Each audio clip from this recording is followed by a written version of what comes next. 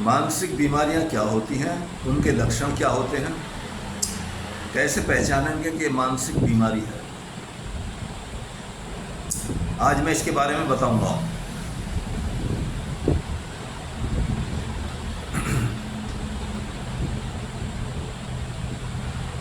जिस तरह से शारीरिक बीमारियां होती हैं, शारीरिक बीमारियों के बहुत प्रकार होते हैं, हर प्रकार का अलग अलग लक्षण होता है।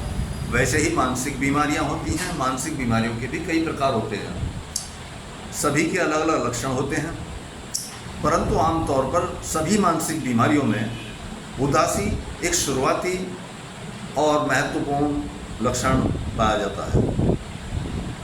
उदासी रहने के कारण ही दूसरे लक्षण पैदा होने शुरू हो जाते हैं, जैसे घबराहट, दिल की धड़कन का बढ़ जाना, काम में मन न लगना, नींद न आना।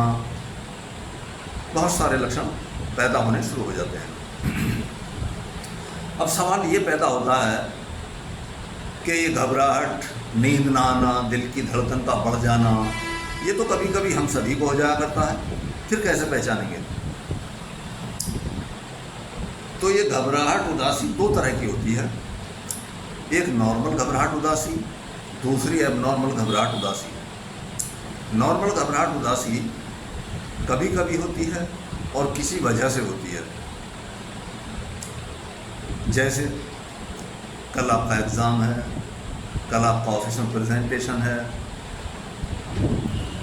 आपको थाने में बुला लिया किसी वजह से, तो आपको घबराहट हो सकती है।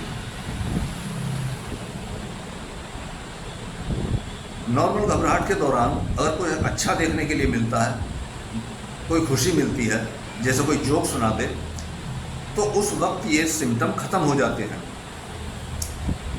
ये नॉर्मल घबराहट कहलाती है। ये कोई बीमारी नहीं होती, ये परिस्थितियों की वजह से होती है। दूसरी एबनॉर्मल घबराहट उदासी। एबनॉर्मल घबराहट उदासी वो होती है जो लगातार बनी रहती है। जिंदगी में चाहे कुछ भी हो जाए, कितनी भी खुशी मिल जाए, लेकिन इनको खुशी नहीं मिलती। जैसे दिवाली हो, होली हो, क्रिसमस हो, ईद हो, मतलब कोई भी त्यौहार हो, घर पे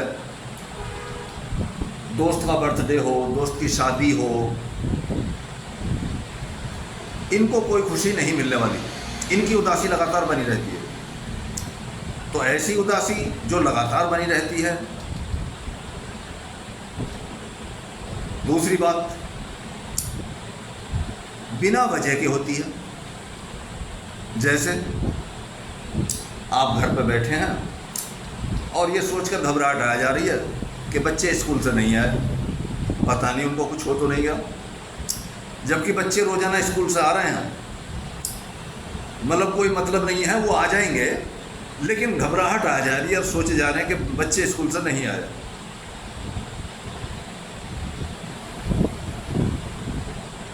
पेरेंट्स की तबीयत को लेकर घबराहट बन रही है, पता नहीं पेरेंट्स की तबीयत कैसी होगी।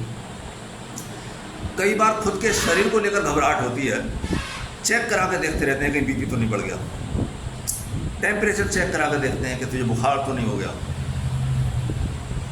हार्ट रेट चेक कराते हैं, ऑक्सीजन लेवल चेक कराते हैं, ईसीजी चेक कराते रहते हैं, ब्लड टेस्ट करा के देखते रहते हैं। सब कुछ नॉर्मल आने के बाद भी मन में शंका बनी रहती है कि कहीं तुझे हार्ट अटैक ना हो जाए, कहीं तुझे कोई बीमारी ना हो। तो इस तरह ये एबनॉर्मल घबराहट होती है। ये एबनॉर्मल घबराहट लंबा चलने के बाद जब आपकी लाइफ को डिस्ट्रेस करने लगे, मतलब आपके व्यवहार में परिवर्तन दिखने लगे, आपकी दिनचर्या प्रभावित होने लगे, आपका काम करने का तरीका प्रभावित होने लगे, आपके उठने बैठने का में बदलाव आने लगे, तब इसको मानसिक रोग कह सकते हैं। मानसिक रोगों के बारे में आम लोगों में जानकारी का बहुत ही अभाव है।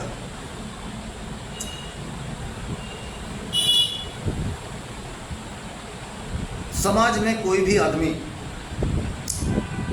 मानसिक रोग को स्वीकार करने के लिए तैयार नहीं है। 80% मानसिक रोगों के मरीज इलाज नहीं ले रहे। दुनिया भर में 90% आत्महत्या के केसेस मानसिक रोगी होते हैं।